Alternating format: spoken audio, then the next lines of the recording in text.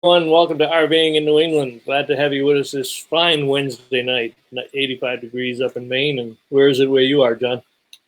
What? It's Wednesday night here as well, Bob. Oh, yeah, but is it the same time zone? Yo, maybe it's a different time zone down there in Worcester. You know? We're assuming that everyone is going to be watching this on a Wednesday night. Right. That's why I had to, you know what? 30 seconds into the show, I had to give you the timeout to correct you on a major technical error. You're right. You know, and by the way, look at the way my shirt matches all the other blues. Yep. I want to be different. Yep. And Walter has joined us. Good evening, guys. The delivery was just made. Hey, Walter, glad to have you with us tonight. Walter was on a roll today too. With a lot of history. What's going on? Huh? Are you moving that glass around the microphone or some paper on the laptop? Oh, is that picking it up? It was the paper. Yeah. Let me hold. Let me pick it up big time. Picking up. Let me hold it up because there was a announcement from a big announcement actually from Winnebago today that just made a exclusive partnership agreement with a company called Polser USA for a permanent antimicrobial coating on the interior walls of all the Winnebago Class A specialty vehicles.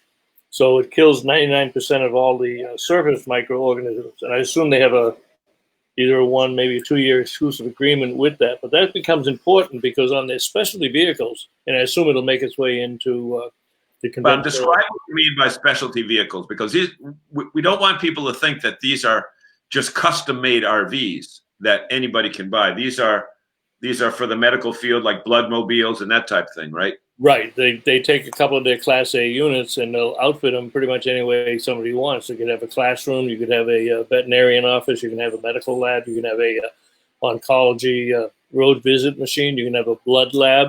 So in this post-COVID environment that we're in, everybody's very concerned about safety and security and health requirements. So this was a big announcement for the industry, and it's going to be really big on their specialty vehicles when they build these things out. They build several, 100 a year in that specialty vehicles group. And anybody can, any dealer, it's a good thing to point out too, because sometimes the dealers get so busy selling regular RVs, they don't think to mention that those people who are buying the RVs, a lot of them are business people.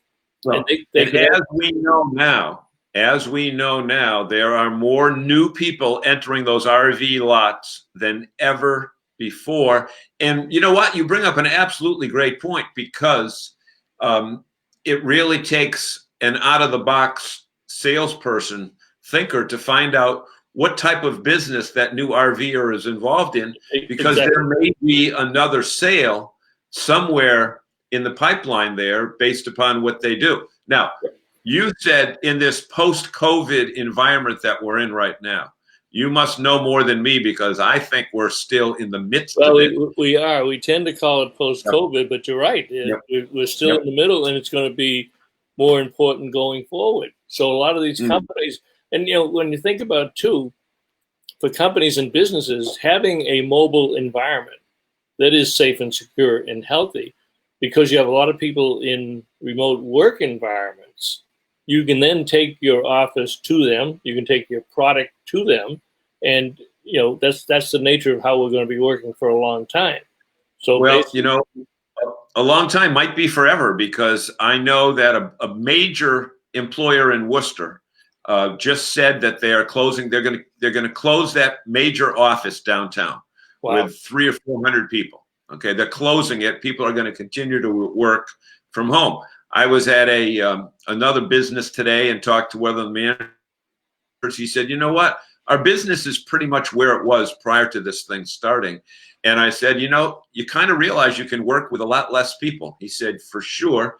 And I had a radio station on this morning that said when leases for buildings, office buildings, are renewed, people who are the rentors, not the people that own it, but the people that are paying the rent, should be paying 25 to 30% less, because the demand is going to be that much less. Yeah. And you know what we haven't done is, we've got a couple other things to say before we get to our guests, but why don't you tell them who our guests are, because we really have a fun couple with us tonight. We do, Don and Pat Hawes, who are work campers, but more importantly for us guys, they were born here in Massachusetts. They are actually up here back in Southern New Hampshire visiting their children and grandchildren. So they're going to come on and explain how they get into it, what they like about it, and the fun that they've had with it. We really say that they are like the founding fathers and mothers, or what do we say? We can't say fathers anymore. The founding principal people, principal, Principle, principal of work campers, because in reality, and we'll hear their story, they were work campers before they even knew what the heck a work camper was. That's exactly right. So let me just catch on here. Walt is up 83 degrees in Worcester. Jerry Plant from Cape Cod. Hi, Jerry. Mark Polk. Hey, Mark. Glad to have you with us tonight. And we have I believe, a new woman, Dawn Catterall Hutterman, a brand new listener. And guess what? She saw our ad in the Girl Camper magazine, which just is hitting the subscriptions. Most people got it this week, but we have Nerve that has a half-page ad in there. We have some nice quotes from industry people on what they thought about the show. And she's with us, and Michelle Fontaine is with us. And Dawn is in Frankfort, Michigan. Yep. I wonder if she's a UPer. Huh? Are you a UPer? Well, she could be close to Rick Kessler, too. Yep. Yeah. So we should say, if you hear noise in the background, my granddaughter is with us, and she has her phone here, but she's outside, and her phone just rang, and that's her ring. So that has stopped, in case people are wondering. We had no intro music. So today must be the grandchildren day, because my family's up. The girls are up for a week in renting Falmouth. I want you to know I'm so dedicated to this show.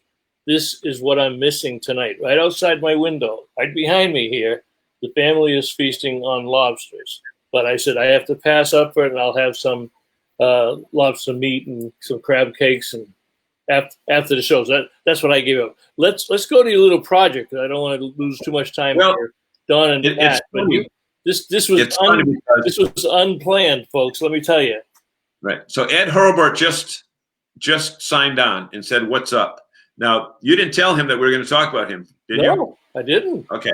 So this morning at about 7:30, I said, I'm going to try something here. So I went to RV Tips, and they're at about, 190,000? 183 something, but going 183, over 183. Facebook group, RV Tips, right. RV Tips. And I've posted stuff there before, and I've always gotten good, intelligent responses.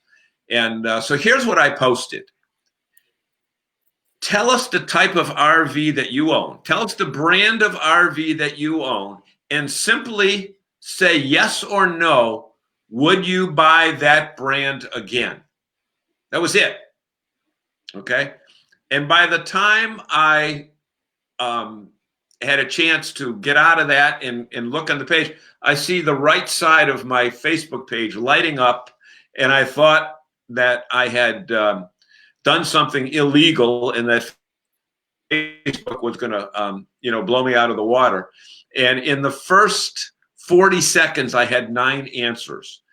And then about 10 minutes later, I had posted something to you about tonight's show. And then I had 40 answers in the first 10 minutes. And you said, oh, we'll reach 100 by 9 o'clock. We reached 100 about 8 minutes later. And last time I checked, which was 10 minutes ago, I'm going to do it right now. I'm going to do it right now. Yeah, what are we at? We're at 2,600 replies. This is absolutely insane. I don't know, Ed, you can tell us if you've ever had anything posted. And like I say, we didn't talk about it. I happened to see John's post. And so that's an interesting question. Maybe we'll get a few people that'll respond. And it just skyrocketed all day. In fact, the picture I took, I think I took that 3 hours ago, and that was at 2.2, so 2,200. Now we're over 2,500. We'll probably be up to 3,000. And this goes to, if you are not on the RV Tips Facebook page, why you want to be. Because it's There's no advertisements. There's no nonsense. If you get out of whack, Ed and Debbie kick you off, rightfully so. It's about people talking to people and trying to help other RVers. And no matter what you put up there, you're going to get great response from it. But something like this, and Ed, I'm really curious if you've ever had anything go out the gate with this kind of response. John, what do you think? You know, you've been in this media business for a long time. What do you think caused it? Well, I don't know, because they're a national page. So when you get 190,000 people, obviously you're not just from the Northeast or New England.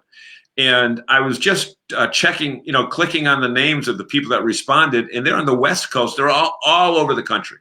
So I was shocked. To say that we were shocked with the response is probably the easiest way to put it.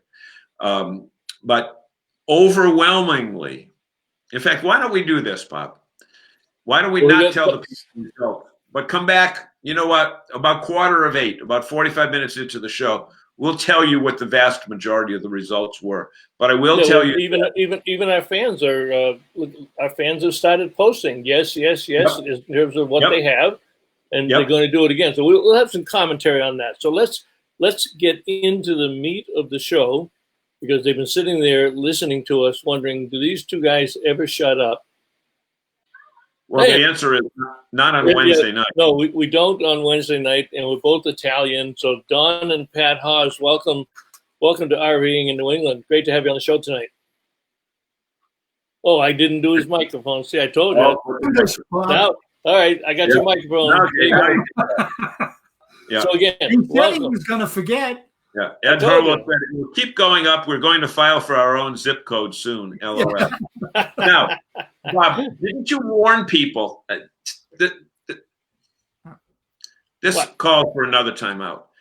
Didn't you warn people not to wear anything that symbolizes that they love America? Because we might offend people. I forgot to give them the memo, but that's all right. There are people that are going to be offended by that shirt. Well, then they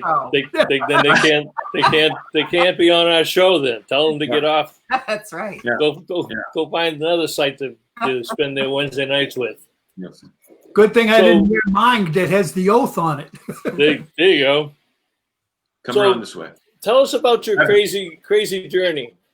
Who you got with you? I got a special guest here. Come here. A special guest? I have a special guest because Ed and Don and Pat came up to say hi to their grandchildren. This is our oldest granddaughter, Mila. Mila, tell everybody where we went this weekend. Maine.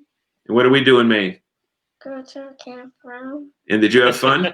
And did we have the whole family there? All your brothers and sisters and cousins and aunts? She's got her shirt on. And look she's even got her shirt from Bailey's. Wow. From Bailey's RV. So, when we talk about camping being a family thing, she's been coming with us since she was 2 years old, and she just turned 10? 10 already. Oh, my God. Where'd the time go?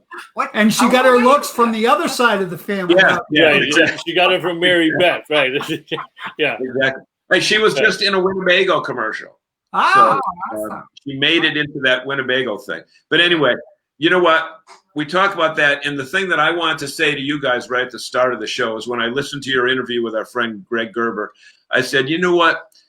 They're just good people. They're just fun people, and I know that our audience tonight is going to really enjoy their story because they're just regular old people that, were smart enough to say, let's go RVing when health is not an issue, when age is not an issue, when movement is not an issue.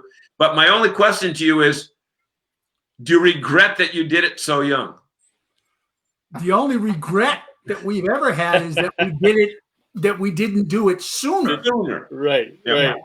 Which we hear from almost every other full-timer we talk to. Yep. Well, you were work campers before work camping was a thing and a word and an avocation for a lot of people. So tell us how you got started in it. You can go into your other background. I mean, go into your work background too. Our first work camping gig, I was working as a funeral director and embalmer which I did for 40 years. My wife owned an answering service, and she was an x-ray technician. And we had a seasonal camper at a campground up in Holderness, New Hampshire, which is up in the Lakes region. Yeah. Up by Squam Lake, where On Golden Pond was filmed and so forth. Yeah. And we had a deal where we ran the kitchen on the weekends, and we do breakfast buffets and special dinners and everything else. And in return, got our campsite paid for. And then we'd always, if there was a problem in the campground or, somebody had a problem and needed some help, we just kind of pitched in and helped. And you did guard duty. I did guard duty. I was the night check-in person overnight and everything else. We'd never heard the term work camper. We had no idea what a work camper was and anything else. And this was back 1990s, in the early mid 90s. Yeah. Almost 30 years ago. Yeah. Yeah. We never knew. Now it's become an industry in itself. Now it's become, Work Camper News is the driving force behind a lot of the work camping positions and the availability of work campers. It's amazing to us how many campgrounds still don't know about work campers. And how many RVers? And how many RVers too. Yeah. But when you consider how many RVers would love to trade some hours for sleeping accommodations, and they don't make you do dirty work. I mean, you do what you want to do, right? I mean, pretty much. For the most part, we pretty much go where we want, when we want, do what we want for how long we want to. And I would imagine none of it's brain surgery. Pretty much anybody has skills to offer a campground. Right. And I would imagine whether they're old, whether they're singles, whether they're couples, whatever. I would imagine in your case that they pretty much kept you away from the general public and put your wife. Actually, believe it or not, when we have that option, now I work in the office and she does housekeeping. My wife's one of those, when she's bored, she cleans. When she's mad, she cleans. When she's tired, she cleans. So what we should do is this. Tell us your background. Where are you from? I mean, you told us your career-wise, but tell us where you were born. Because people, we've already teased this as saying, well, you're New Englanders like us, but New Englanders come from a wide... New England, you realize you could come from one of 6 states to be a New Englander. So let's narrow it down, where you were and how you met and all that other stuff. You want to go first, or you want me to? All right. Yeah, I was born in Winchester, Mass. And then my father was in the Air Force, so we traveled a little bit in the country and then overseas. So we came back and we ended up in Massachusetts because my mother had family there. So I grew up in Woburn, Massachusetts, and went to high school there, and went into the radiology classes. Back then, so much different because you went to your local hospitals. You actually had a hospital in your community, and that's where I was trained. And I went to Northeastern University and in Boston, and got my radiologic technology certificate there. And I was in radiology for 35 years. Loved it. But after a point in time, I was like, okay, maybe I could do something different. But tired of telling people to lean against that cold machine and hold your breath, right? Well, hold your breath. I actually ran a few departments. One of the first walk-in clinics, if you will, or medical centers was in Wilmington, Massachusetts. And I actually ended up managing the radiology department there, but I was a working manager, and I actually loved it. And then I managed, like he told you, I ended up getting into the answering service business. Didn't want any medical people. No medical. Only businesses. Ended up with more than 50% medical. But it worked out. Yeah. Pat, your next assignment, you could be the COVID-19 testing agent in the campground. Yeah, I'd love it. You could do tests right on site. Yeah, there you go. So because of your background, you don't really have any hang-ups. So Debbie Hilbert says, Pat, I love your shirt. Fly that flag proudly, Thank girl. Amen. And Ed says we are work campers right now. We are gate guards on that. Yeah. Hey Pat, I got a question for you in Winchester. Sure. Yeah. What famous museum is in Winchester? Famous museum. Cordova. Oh boy. Yeah. The Griffith Photography Museum with the largest collection of Ted Williams photographs in the country. Really? Yep. See my area. Who? Yeah. You can leave now, and we'll just finish everything with Pat. You know? I remember my mother going into Boston to the Red Sox games. Loved Ted Williams because he was an aggravator. That's right. He didn't take any nonsense. No, he did not. He was my childhood idol. I've got a big Ted Williams collection also. Yeah. So Yeah. that's it. Yeah. And he Ronnie- also used to do commercials for Sears. Yep. Sears. Yep. Craftsman Tools. Think of how great was. He had the Sears fishing rods. Think of how great his career numbers would have been if he didn't miss those 3 years he served in the military. Yep. Actually, it turned out to be almost 5 years of baseball Almost 5 time. years. Yeah. Ronnie Lieber is on from Bradford RV. Andy Parr just joined. Looking good. Hey, Andy. Florida. Hi, Now, Andy. you guys might remember Andy Parr. Andy was the gadget guru for years on the Today Show. And Oh, he's for heaven's retired down in Florida now, and he likes to play around with RVs and likes to join us every Wow. now and then. So we love to We need communicate. to tell Andy that we did try to get a new background. We did try to put those darn green screens up. We almost got I killed with it when it came out of the bag. It almost took my head off. But Yeah. Andy does a lot of RV reviews, and he has invested in a set that looks like the Today Show or NBC Nightly News. It's got the little monitor behind him. Unlike you guys, which has a bedroom mirror behind you. Or us with our great blinds, right? It doesn't matter what I put behind me. I've got the better part looking beside me. Yeah. You're right. Exactly right. But you know what? We should tell people that the way we found you is through our good friend Greg Gerber, who was the former proprietor of RV Daily Report, and he said, Bob, you know what? These people will really be good because they were on our show. So we really want to tell our audience, because I know Sandy Ellingson said to me today that I've got a suggestion for a guest. So for those of you that are watching and listening right now, if you have an idea of someone with national credentials like these guys, because right now we're at the point we're only doing national people. We're only doing important people now. Now that people know who we are, right? Yeah. We can be selective, right? So if there's somebody in any aspect of the RVing industry that you want to learn more about, just send us the information. We will track them down, and they'll be part of the show. And we've had several guests that way. I think Anthony Nally was, from the RVers, fell into that category. And you know what? This show is not for Zagami and I. And as much as you may think that he has the ego and I'm the good guy, well, you're probably true. You're probably correct in that thinking. But this show is really for you, because we're all RVers together. And as everybody says, we're all in this thing together. Right. So if you've got ideas, either email us or just put their name down there, and we go through these comments. And We're all family. We're all family. We're all family. And you know what? Let me just tell the story about this weekend, because I see you have a campsite picture there. That's their motorhome. Yeah.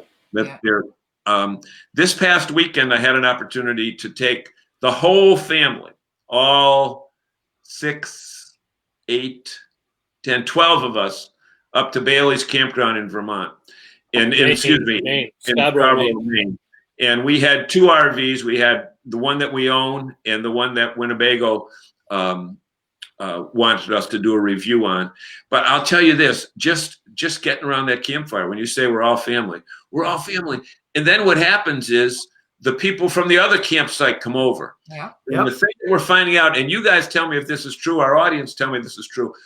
And I know it's true from the aspect of at Flag RV, 95% of the sales they've made in the last 3 months have been to first-time RVers. 95%. Wow. Yep. But Yeah. at Bailey's, they have 38 or 40 Jayco travel trailers that are there at Bailey's, and they rent them out.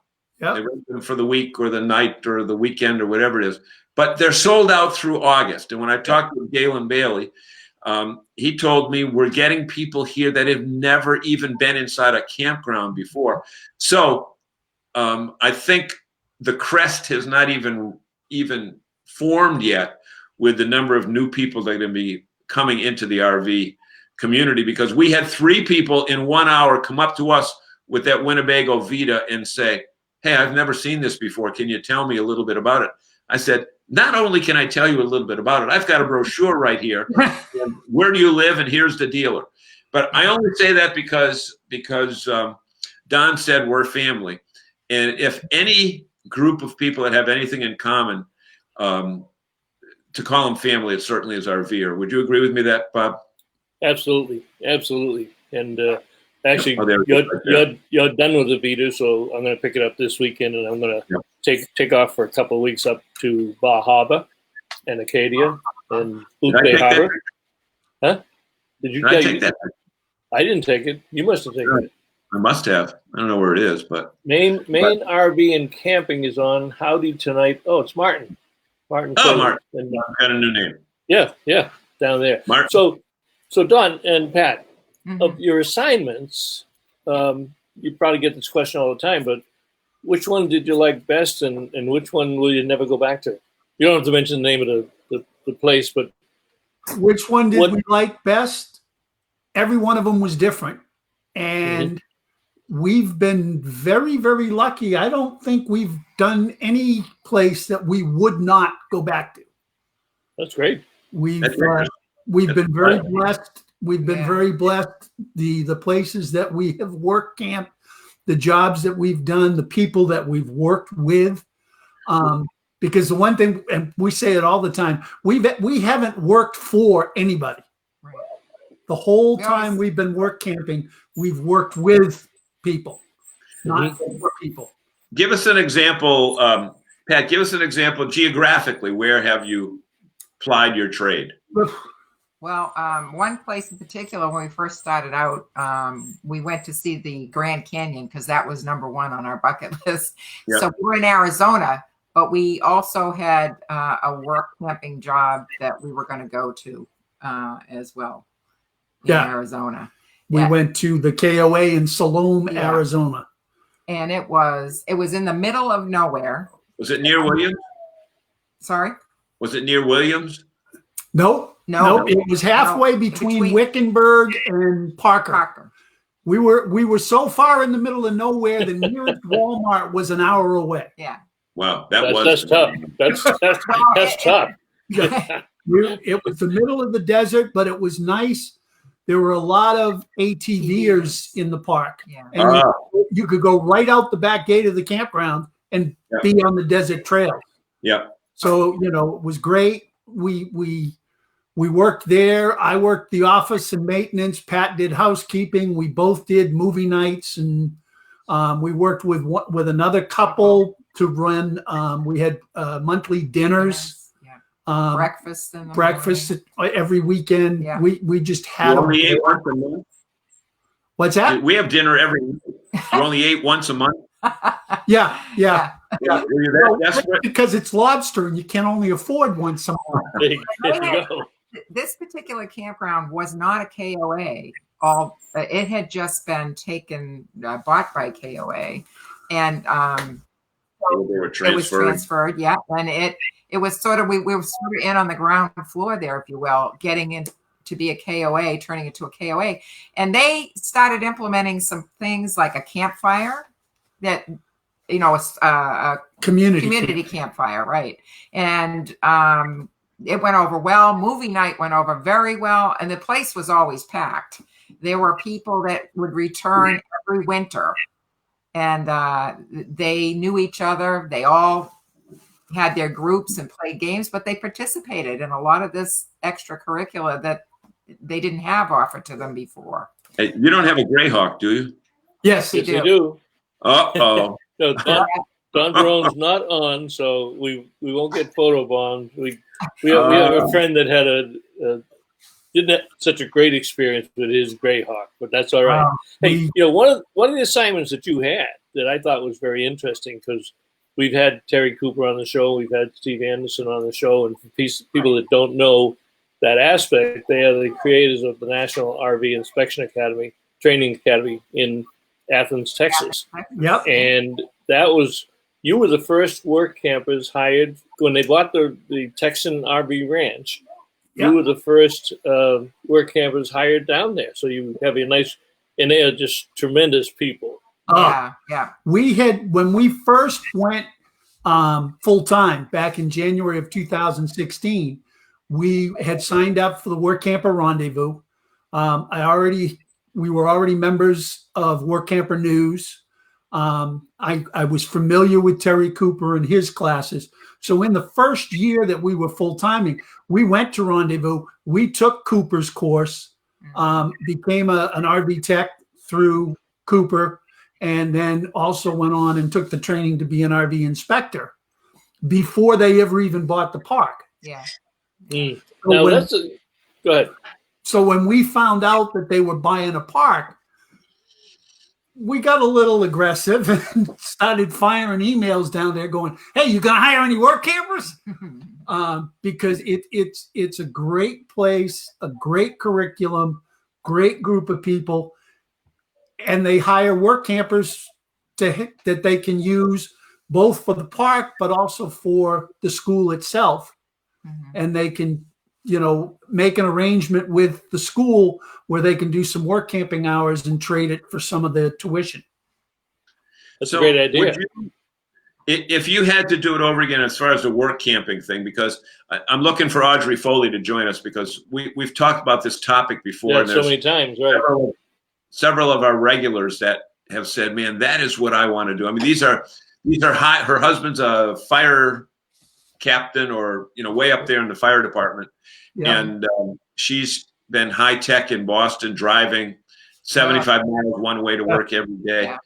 Yeah. And she said, man, I just want to get out of this rat race. So I know we'll have to send her a copy of this show, but basically describe, unless you've already done so, and my ADD has not allowed me to understand it. Describe what a work camper does, and in a 30-second elevator pitch. There is no way to do it. A work camper might do anything. You could clean bathrooms, you could work the desk, you could work the store, you could give tours. We actually, when we first went full timing, we talked to a guy. He had a work camping job up in Maine. He unfortunately did work 7 days a week, didn't make any money. All he got was his site. Every single day, he had to open the gate at 7:45, unlock it and open it. And then every single evening at 8:15, he had to shut the gate and lock it. That was his whole job. His work. That was he. In return for that, he got his site. Now, he could open the gate and leave for the day, as long as he was back to shut the site out.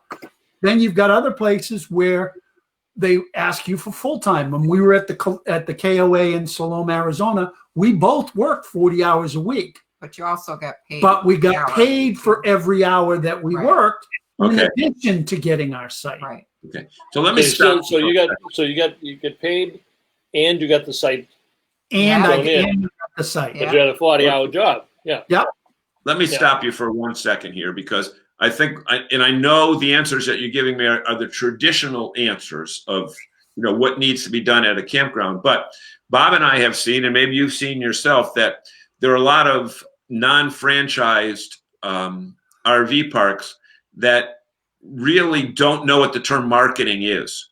Yep. So if you have a degree in not a degree, but if you have expertise in either computer work or graphic work or marketing work, you can always go to these people and cut your own deal with them, right? Yep. Well, it's not like you have to fill one of the positions that. No, you don't. The easiest way to do is, if you decide that you like a particular campground or like a particular area, you have a certain set of skills, reach out to the campground. Yep. They may not even know that they want somebody that can do what you can do. Yep. You know, they may not even think of having a work camper do marketing or Because whatever. I think now more than ever with this COVID stuff, Oh yeah, we're this mid-COVID phase that we're in right now. People are realizing that they physically can work from wherever. Right. Yeah. And that's the other thing you can do. You know, You don't which have gives, to be a work camper necessarily. Yeah, no, Right. the cuts the hinge, when cuts you the do chain that, from a lot Yeah. of people. when now you said you went some of the technician classes and you also did the inspection class, both of which can be revenue generators Yeah. for you. yeah. But on the technician class, did you take that first because you have your own motorhome and you wanted to know how to take care of more stuff than being dependent on dealers or waiting for appointments or whatever? And I think that's one of the benefits of Terry's class, because that's open to all consumers. Absolutely. And Terry will be the first one to tell you. Hang on one second, John. Talk for a minute. Bobby, come here 1 second. So basically what you want to do is take the Bobby. capabilities, not capabilities, that's not the right word, but take the skills that you already have and make them you're being a salesperson for your number one commodity, which is yourself. Yep. Right. Absolutely. Right. Yep. And there are work campers that what they do, there's a couple of companies that do the campground maps, and they go in and they stay at a campground. Yeah. Those Southeast publications. Publications, and there's one other one too I can't think of at the top of my head. But they go out and they get ads for the campground maps. Yep. There are people that do the RV shows. Kitchen Craft, I know, is one. That's a big one that uses work campers to go around the different areas. Oh, I didn't realize they did that. Yeah. Yeah, there's disaster relief groups, if you will, that set you up that way. The only reason I brought that point up is I didn't want people to be handcuffed into thinking that there only can be maintenance, blue-collar jobs Absolutely not. from that aspect. Because, Bob, I mean, we have seen that there are some people that run campgrounds that, you know, they bought a campground from someone else, but their expertise has nothing to do with campground, and many of them have nothing to do with the outdoor hospitality industry. Right. And you know, So they might know how to do the books, but man, they gotta be able to spend time shaking hands with the people that come in and put food in their pocket. Right. Not in So their pocket. see if you can help Laurie. Michelle says Laurie just said she wants a work camping job in a campground that has a vineyard, and she'll take care of the vineyard. Have you run into any like that? We are members of a group called Harvest Hosts, which has wineries all over the country that you could stay at. But one that pops into my head when she says that, there's a winery in South Dakota, Prairie Winery, that hires work campers. And you can work at the winery, giving tastings and hosting people and working in the gift shop or whatever. They have a kitchen too. And they have that particular one has a kitchen with a restaurant. So, it's the sky's pretty much the limit. That's a good point on the Harvest Host. And they're a associate member of NERVDA, and we have a running program that if people sign up through our program, they get 15% off. Yeah, and it's the greatest thing in the world. John stayed at a couple the last few weeks when he was out doing a bagel. I'm going to be staying at a couple up in Maine. I know I get two vineyards on my list here in Maine. And Kevin Hiroki just joined us. Hello, guys. RV business is great. What a great way to spend time with your family. Cougar Travel Trailers and Fifth Wheels. He's our Northeast rep for Cougar Travel Trailers and Fifth Wheels. One of the really great. But now, Kevin had a life. I won't say life-changing, but he had an incredible life experience this week, and I'm sure he doesn't mind me telling you about it. Kevin had a chance to golf with his dad in the local golf tournament. I guess it's a local club. Greg Ford was involved in it also, John. But Kevin and his dad won their flight, and I think I think you said your dad's up in the 80s or 80, Kevin. So congratulations to you and your father. But what a great time. Imagine spending 3 or 4 days with your father on the golf course and then winning the damn thing. Uh-oh. Wait, DePietro, that's 2 timeouts. That's the 3rd timeout tonight. But the reason I say that, and I have to take the time out, is because you make statements that nobody knows what you mean. His dad is in the 80s. Is he 80 years old, or his golf score in the 80s? That's very important. Probably both. I mean, they seem to have played very well, so probably both. Kevin, he may even had a better score than Kevin. Kevin, how did you do on the hole where if you get it in the clown's nose, you get a free replay? How did you do on that hole, Kevin? Okay, but I shot in the 70s once. It was one of the best 9 holes of golf I ever had. Exactly. That's where I am at the end of 9 holes. That's about where I am. Right. That's another good thing about Harvest Host is Harvest Hosts now has a membership that includes golf courses, 139 golf courses. You can stay for free if you play a round of golf. This month of July, when we were on the road, we hit wineries, we hit breweries, we hit farm stands, and we hit a lavender farm up in Newport, Vermont, that put you on 1,600 feet above sea level, where you could see Canada. Yeah, and that was pretty cool. Yeah, we love it. We love it. But Kevin, the thing about Harvest Host is, even if you don't like wine, there's farms, there's museums, there's golf courses, but there's all kinds of. That's probably, after Work Camper News, that's probably our second, in our opinion, our second most valuable membership, if you will, is Harvest Host. Work Camper News would be number 1, but Harvest Host would be number 2. Yeah, and that's the other thing is too with work camping. You don't even have to technically work at the campground to be a work camper. Right. If you campground, let's talk about that a little bit, because one of your slides on your site, and I'll bring it up here. These are some of the services that you offer virtually, right? So you also have. So how does that play into it? Well, our business we do primarily virtual bookkeeping. I'd gotten to the point age-wise where I didn't want to get up and down the ladder all the time anymore. I didn't want to climb under the rig anymore. But I've always done bookkeeping at the businesses that I've been involved with. I've always been computer literate, that type of thing. So as long as I have a computer hookup, I can do that anywhere, computer and internet. And I'm glad that you brought that up as a service, because I've done my own bookkeeping for a while, and I've virtually ended up in jail. So I have your wife call me. I'll get you a longer sentence next time. Okay. She'll call you while the show is still on. So I think we have a new fan tonight, Richard Than. Richard, I'm not sure. Lone Pine Campsite. We were at Colchester, which is. I was going to say, is that one of the places you stayed, or? No. We stayed at Mazzio's farm stand in Colchester. Richard, tell us if you know where Mazzio's is. It's a farm, and it's a farm. Simple. It was not an animal farm, but they had a little petting zoo. They had a horse and a pony and goats and stuff there for the kids.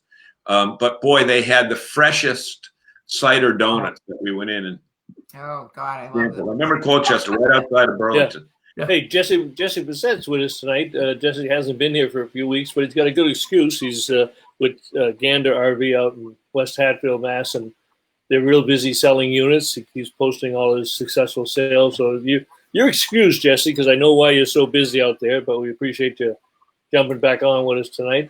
And Maria loves Harvest Host also, and Ed Hurlbert, of course, did his work camper at Six Flags in Darien Lake, New York last year. Well, and he was supposed to be back there this year, but I don't think there's any Darien Lakes in New York this year. A lot of those businesses aren't open yet. Yeah, that was where Steve Anderson, who owns Work Camper News, he was the HR director at Adventureland in Iowa.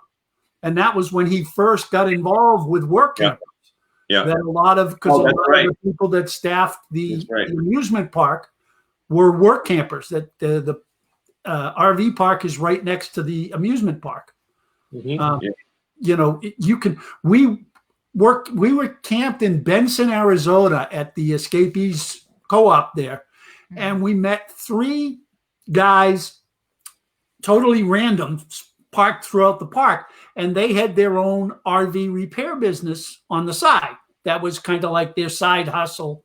They never had to leave the park, and they were going all day long. I mean, it was a huge park, but they'd have their sign on their door, or they'd have a sandwich board out in front of their rig, and people be knocking on their door saying, "My water heater doesn't work. Can you come take a look at it?" Or, you know, that type of thing. So a lot of guys, when we were at Texan RV Park in Athens, a lot of the people that have gone through Cooper's course originally did it like we did, to find out how to take care of our own stuff if we needed to. And a lot of them have gone on and started their own business. So now they're technically work campers. They can travel wherever they want. We have friends that own property in Alabama, so they stay there all the time. Then we have other friends that, you know, they'll work seasonally, and they'll work a few hours at the campground for their site, and then they'll do inspections or repairs on the side. And then there are other people that they don't work camp in the traditional way. They pay for their site at the campground, but they work out of their RV. We know one couple. Go ahead. The thing that is impressive about that, being able to do the service work in the campground, we all know that most campgrounds have a list of 2 or 3 people on the board. If somebody has a problem, they go to it. But how have you, as you travel around, are you seeing more receptivity of the campgrounds, liking the idea of having an RV technician who's willing to throw out a shingle and say, "Look, I'm here, and if you have a problem," because that takes another burden off the campground owner to try to solve the problem. Right. Rather than trying to send the guy that does the mowing down to figure out somebody's sewer hookup. Yep. John said the other thing is the biggest growing part of it is brand new RVers. Yep. And you don't know what you don't know. Some of these people don't know. They come up to the office, and the office says, "Well, so-and-so's in the park. You can give him a call and he can go down." You know, depending on what it is, it's between the camper and the RV business guy. Yeah. And they come up with an agreement, and you go from there. Because we had one woman that went through the class that had bought a brand new, I won't even mention the brand, but a brand new Super C. I mean, a big, beautiful rig. She'd never RV'd before. Her walkthrough was 15 minutes. Oh, God. Yeah. She didn't know where outlets were. That should never have happened. No, that's right. I agree. Yeah. That should never have happened, because you know what? There's a couple dealers that I work with that are members of NERVDA that say, "We don't want you to do the walkthrough on the day that you're going camping." Yep. You know, like for example, with Sherry Fuller at Fuller RV, they say, "Come in and do your walkthrough the day before you go," because the anticipation of going camping means all you're thinking of is getting on that interstate highway. Yep. Right. You're not thinking of, does the sewer hose go here, or what's the difference between a black tank and a gray tank? Yep. What's the difference between 20 amps and 50 amps? They don't know any of that stuff. Absolutely. And usually you can tell the first time they're trying to back into their site. Oh, not it's their first spot. Yeah, you're right. First trip or not. We've talked to guys down in Athens that their business basically is doing PDIs for new customers. Yep. In other words, if you're going to buy a new rig, the dealers are so short of techs that the people at the dealership, I won't say aren't qualified, but they don't have the time to spend a couple of hours with a new customer. No, absolutely not. Absolutely. Because they're already backed up. So people that can use their skills to help somebody else, I mean, that's the nature of this lifestyle. Is you're trying to help everybody else enjoy it too. And the one thing Well, I say is, I'm sorry, is go that ahead. try and educate yourself as much as you can. Now, we had some knowledge because we went from tents to pop-ups to a travel trailer. So we were living in these things. So we did have some knowledge on how they worked and so forth. But if you've never lived in one, like you said, try to get some knowledge. There's plenty of sites that you can go to and even take the class before you get an RV. Yep. Because it really is helpful. I mean, there's a lot of things I learned tagging with him, going to the classes. It was beneficial for me to know, because I got to know some stuff, even though I might not be able to fix it. Yeah. The thing that we have to do as an industry is we have to get this information out to more people, and now it's more important than ever, whether they're in the campground, whether they're buying the RV.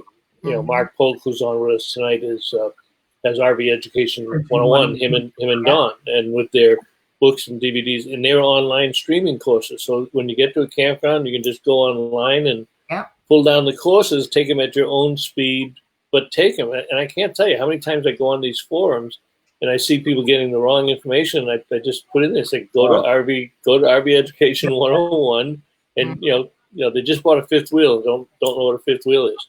Take the online training, the whole set of 5, and everything there is to know about it. But that's and you bring up a good point though, Don, is a lot of these people that take this type of a course could find a good revenue source in a campground now, because the biggest complaint this year on the forums is they're short-handed.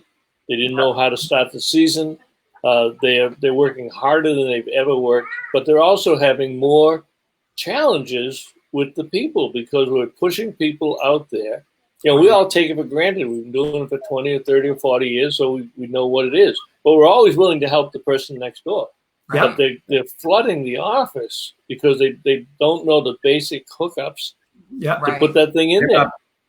Bob, we're certainly not done with our guests, but we're running low on time. If you can throw the RV tips post up again, I want to give the replies that we told people that we'd tell them about at 7:40. And I just checked. Before we do that, this is your company though, right? Don and Pat? Camping Keepers is our company. Yep. That's your webpage with all those services. Yeah. Yep. And you know, we try and answer questions. If we don't know the answer, we can try and get you in touch with somebody that does know the answer. We have a lot of links on our website to places that can try and get you more information also. And Ed Hurlbert brings up a good point too. And self-promotion is fine. You know, we have no problem with people promoting stuff that helps people. But he brings up a very valid point. RV Tips is online 24 hours a day, 7 days a week. And I don't care when you post something on that site. Within 10 minutes, somebody is going to have an answer. And it always surprises them because they type something and all of a sudden they get 5. But to John's point, let's go over again and tell them the unplanned successful experiment that you did this morning. Okay. So keep in mind, folks, what we're going to be doing is in the next few days as we monitor these replies, we'll have a media release out next week to the industry as to what people are thinking. But I will tell you this, I'll give you the Cliff Notes version of the answer is, again, 2,700 replies in 12 hours. I would say 98 to 99% of the people would buy the exact same brand again. Is that shocking? It shocked me. Yeah. It shocked Bob. But I'm not saying they didn't say yes. They'd say yes, absolutely, no, never, 100 times. You know, I'd rather walk than have one of those again. But if you go to RV Tips and just look for the post, you know, go to RV Tips and put search John DePietro. Because I did it as an individual, not as a nerved person here. But that's the thing, though. If you think about it, your survey is a little skewed because of the quality of RV owners that are going to RV tips. They're the people that are already doing their research.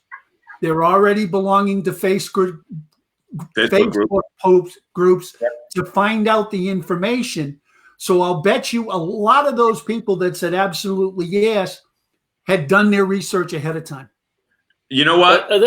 That's a fair point, but I'll challenge you a little bit on that, because the reason why we were so shocked in that, and it's society today. It's very easy for people who have a bad experience to jump on social media and tell everybody in the world how bad it is, but they're doing it, using the wrong hourglass, if you will, but they get the attention, and you would think that there's a lot of issues. I think for the industry, this is going to be eye-opening, because the people who aren't talking are people like this, because they're happy, they're in the campground, they don't have any problems, they get it serviced the right way by the dealer, manufacturer backs them up on the warranty. So completely by accident, but it's very telling. And I'm glad. I mean, I'm glad that 2,700 people, and 95% of them say they buy the same brand and go to the same dealer. That's fantastic. Yeah, absolutely. That's great. Absolutely. Yep. Can you guys still hear me? Yep. Yep. Yes. Yes. Keystone all the way. Yes. 15 more comments. Heartland. Keystone all the way. Cougar. Yes. Coachman. Yes. Northern Life. Yes. Hell no. Fighting to get it taken care of. 3 months old and literally fell apart. One side in and out. Holiday Rambler and only Holiday Rambler would they buy. Grand Design, yes. Jayco 30 foot and definitely yes. Airstream, yes. Forest River Flagstaff, fifth wheel, yes. Arctic Fox, yes. Riverside Retro, yes, in capital letters. Renegade. Ed's on my side. He said, "I'll challenge that too." So Don, he's on my side. So we're getting the best of the best. But you're right. They certainly do their homework. But these are the challenges coming up in the next year or two. Because Absolutely. I mean, let me tell you one quick story. I was with one of my dealers last weekend. We got a couple of minutes left, and an 85-year-old man came in with his 82-year-old wife, and they were in very healthy, and sure it wasn't huh? Sure it wasn't our guest. No, I was just kidding. No, she's not that old. and the guy says, "I want to buy a motorhome." Okay, so they show him some motorhomes, and they decide to buy a Winnebago Rebel, which is designed for 20-somethings who want to go hiking. The guy literally just takes out his checkbook and writes a check right on the spot. Never owned an RV, never been in a campground. And the only thing he asked of the dealer was, he was very, very busy that day and he wasn't sure when he could get back. And he lived about an hour away from the dealership. He says, "Would you mind delivering to my house and doing the training at my house?" And they said, "Absolutely." So this week they went out and delivered it to him. But, never been in the campground. In and out of that, because if it was the 4-wheel drive one, you almost need a ladder to get in it. Yeah. Right, yeah. So that's it. Well, look at we are pushing the envelope. Andy Parr says, "John, ask this question online. Do you own? I think do you own? Oh, do you do your own RV repairs, or do you use a dealer? If a dealer, are you satisfied with the time it took to address the repairs?" Andy, are you starting to cause a fight? Yep.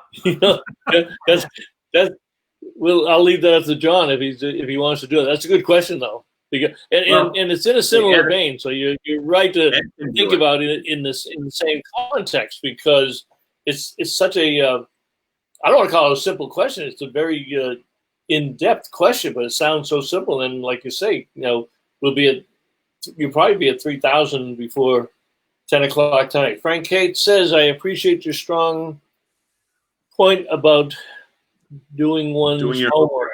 I did. You are right."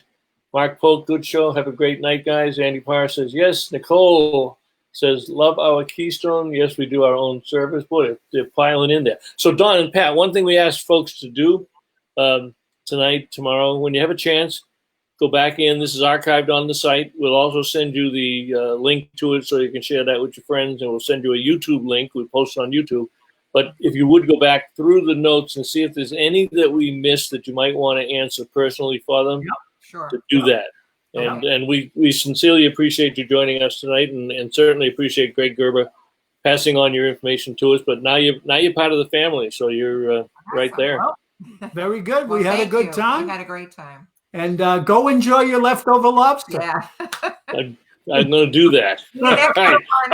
know. They're out there cooking s'mores now, so now I'll make it in time for dessert. For another month, maybe we can hook up. We'll meet at the Budweiser Brewery in Merrimack. I don't know. Well, there's nothing There you wrong with go. that either. Yeah, no, before you head out, we'll do that. Yeah. Okay, sounds good. All right. Sounds like a Good plan. night, folks. Thanks, See you next guys. week. Have a good one. Good Bye night, now. everyone. Good night. See y'all.